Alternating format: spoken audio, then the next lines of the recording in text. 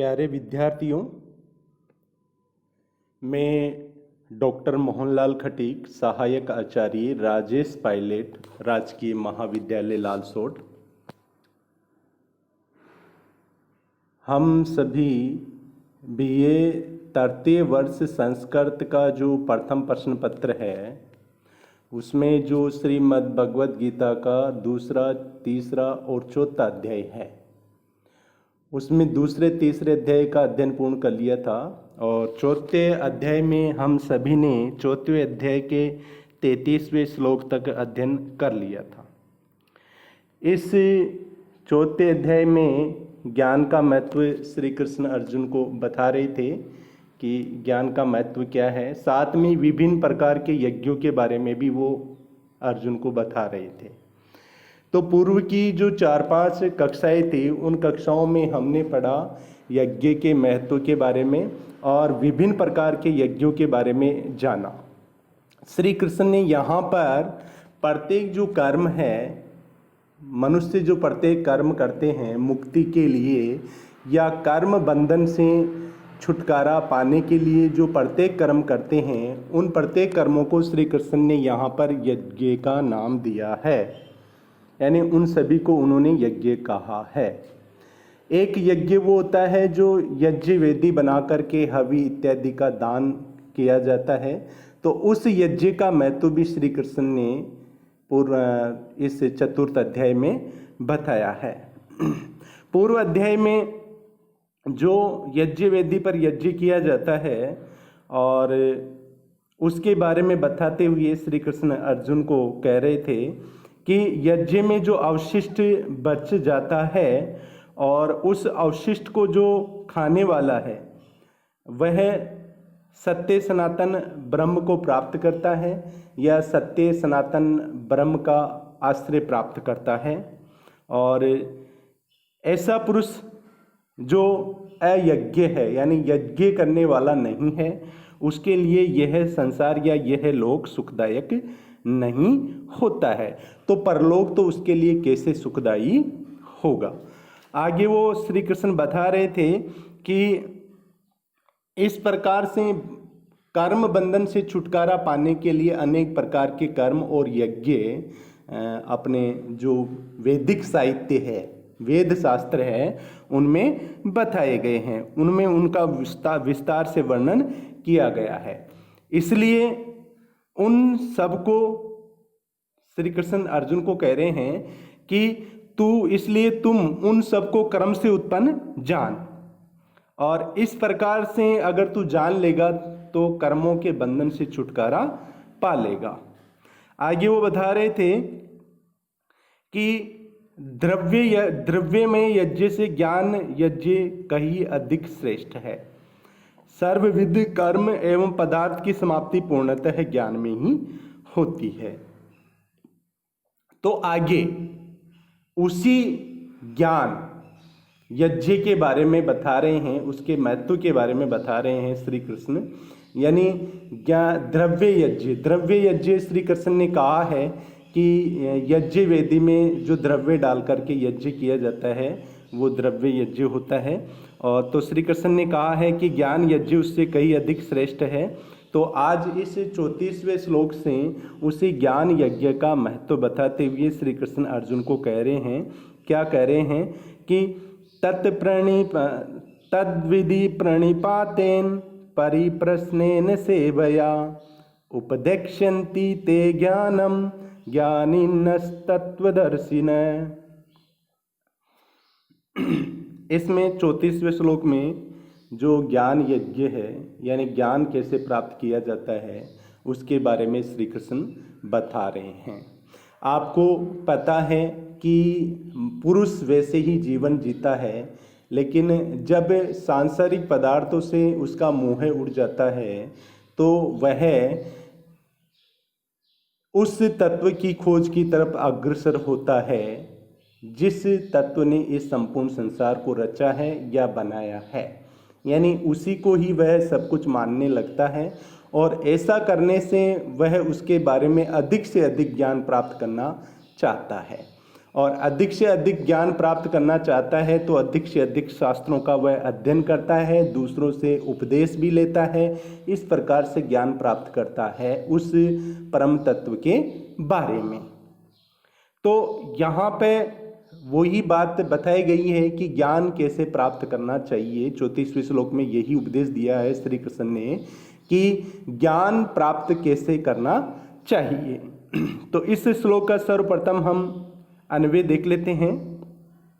तत् प्रणिपातेन परिप्रश्नेन सेवया विधि ते तत्वदर्शिनः ज्ञानिनः ते ज्ञानम उपदिक्षन्ति। तत् प्रणिपातेन यानी पूर्व में 33वें श्लोक में अपन ने जो ज्ञान के बारे में पढ़ा है कि ज्ञान यज्ञ कर्म यज्ञ द्रव्य यज्ञ से श्रेष्ठ होता है।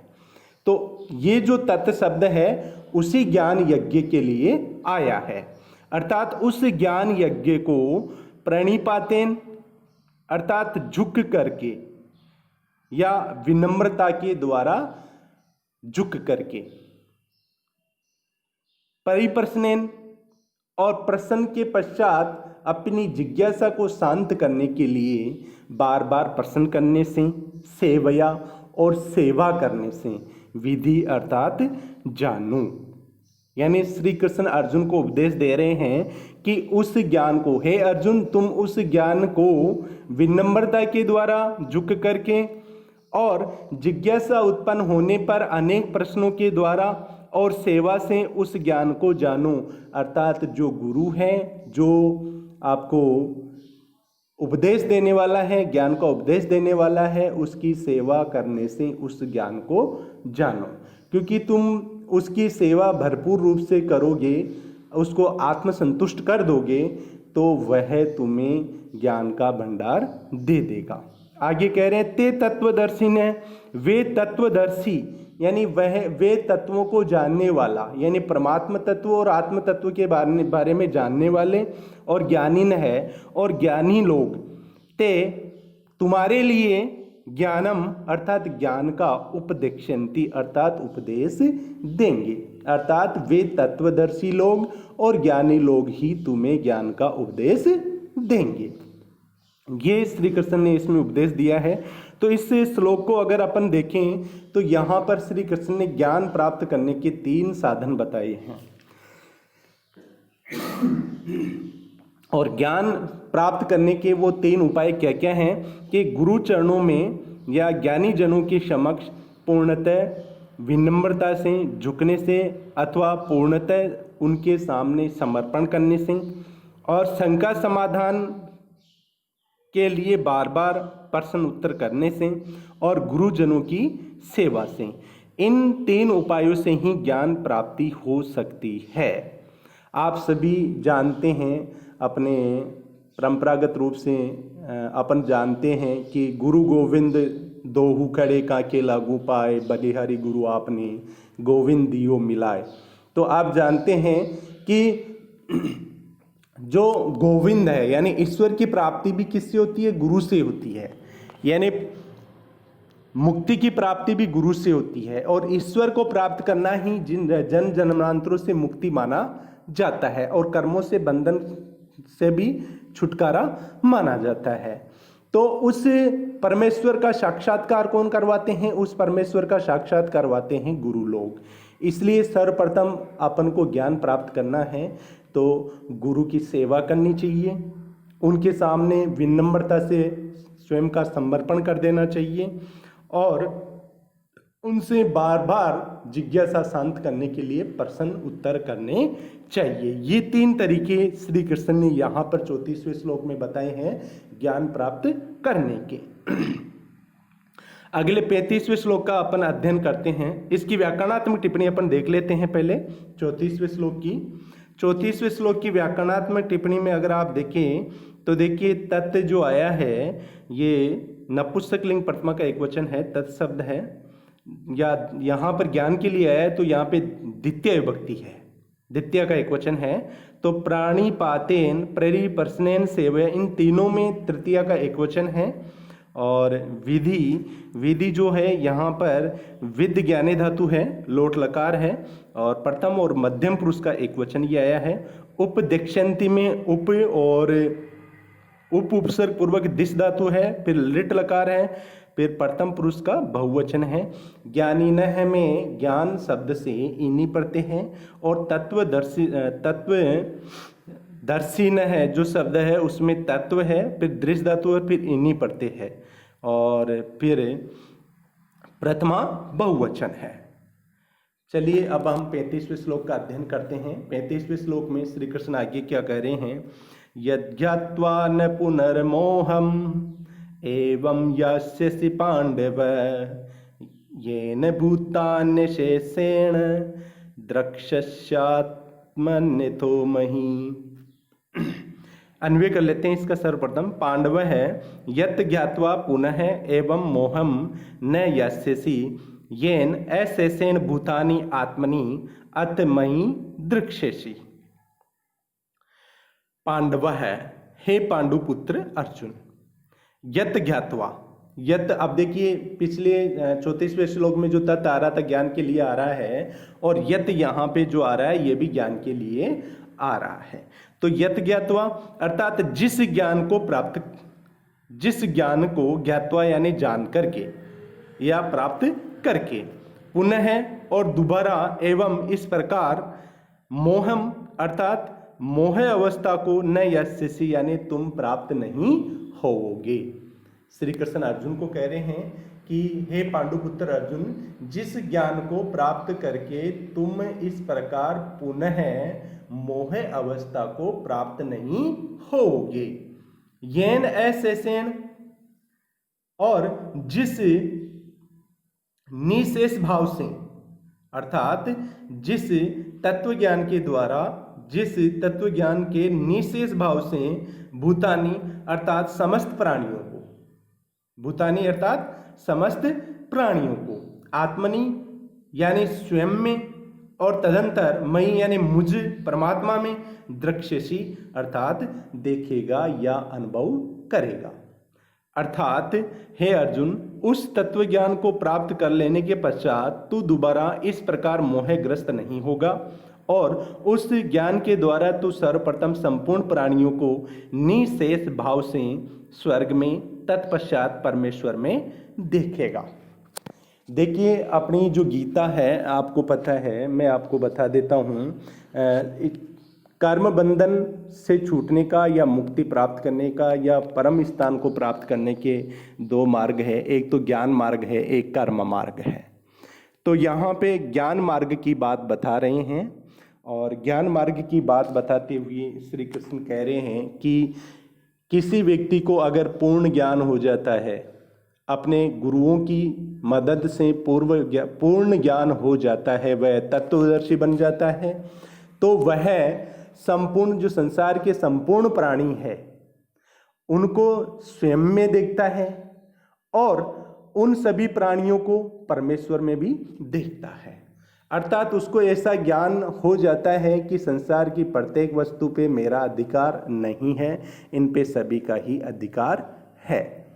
यानी ये संपूर्ण संसार के संपूर्ण पदार्थ मुझ में समाये हुए हैं और यही परमात्मा में समाये हुए हैं। इस प्रकार का ज्ञान उसको हो जाता है और ऐसा हो जाता है तो उसी को ही निशेष ज्ञान कहा जाता है कि अब उसको ज्ञान प्राप्त करने की आवश्यकता नहीं है, अर्थात उसने संपूर्ण ज्ञान प्राप्त कर लिया है। इस श्लोक की व्याकरणात्मक टिप्पणी को अगर अपन देखें तो देखिए, यत वो ही द्वितीय का एक वचन है, यत शब्द से ज्ञात्वा में त्वा पढ़ते हैं, एवं आपका यहाँ पे अव्यय पद है, यस्य में या गतो धातु है, फिर लिट लकार और मध्यम पुरुष का एक वचन है, और येन ये आपका यत शब्द तृतीया का एक वचन है, एन में भी तृतीया एक वचन है, और भूतानी में प्रथमा का बहुवचन है। आत्मनि जो है आपका यहाँ पे आत्मन शब्द से सप्तमी का एक वचन आया है, और मई में अस्मद शब्द सप्तमी का एक वचन है, और दृक्ष्यसी है जिसमें दृश्य धातु से लट लकार लिट लकार है, फिर मध्यम पुरुष एक वचन है। चलिए अगले श्लोक का हम अध्ययन करते हैं, और अगला श्लोक है आपका 36वां श्लोक। 36वें श्लोक में श्री कृष्ण अर्जुन को उपदेश देते हुए क्या कह रहे हैं कि अपि चेदसि पापेभ्य सर्वेभ्य पाप कृतम सर्वम ज्ञान पलवेनैव वृज्जीनम संतरिष्यसि। अपि चेत, और भी अगर, चेत यानी अगर, अपि यानी भी, और भी, चेत अगर, सर्वेभ्य पापेभ्य अर्थात सभी पापियों से या सभी पापों से, पाप कृतम है असि अर्थात तुम महान पाप करने वाले हो, यानी सभी पापियों से तुम अगर महान पाप करने वाले हो अर्थात तुम सबसे ज़्यादा पाप करने वाले हो। श्री कृष्ण अर्जुन को कह रहे हैं कि हे अर्जुन, और भी यदि सभी पाप करने वालों से तुम महान पाप करने वाले हो, यानी तुम सबसे अधिक पाप करने वाले हो, ज्ञान पल्लवेन एव त्रही अर्थात तो ज्ञान पल्लवेन एव अर्थात ज्ञान पल्लव का मतलब नौका है यहाँ पे, तो ज्ञान पल्लवेन यानी ज्ञान रूपी नौका के द्वारा ही, एवं यानी ही, तो ज्ञान रूपी नौका के द्वारा ही, सर्वम व्रजिनम अर्थात समस्त पापों को, संतरिष्यसि अर्थात तू अच्छी प्रकार से तर जाएगा, अर्थात सभी पापों से तू आगे निकल जाएगा, अर्थात वो पाप तुझ में समाहित नहीं रहेंगे। किसकी वजह से?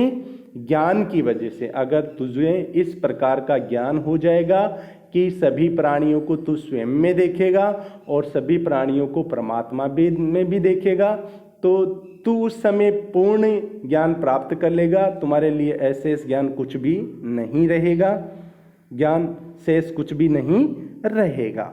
तो ऐसी स्थिति होने पर मान लो तू सोच रहा है कि मैं परिवारजनों को, बंधु बांधवों को मार दूंगा और सबसे बड़ा पापी बन जाऊंगा, तो श्री कृष्ण कह रहे हैं कि और भी अगर सभी पापियों से तुम अपने आप को बड़ा पापी समझते हो, तो वो सब पाप तुम्हारे ज्ञान पल्लवेन एव अर्थात ज्ञान रूपी नौका के द्वारा ही, सर्ववर्जिनम अर्थात सभी प्रकार के पापों को तुम तर जाओगे, अर्थात उनसे आगे निकल जाओगे, अर्थात उन पापों का फल तुझे नहीं मिलेगा।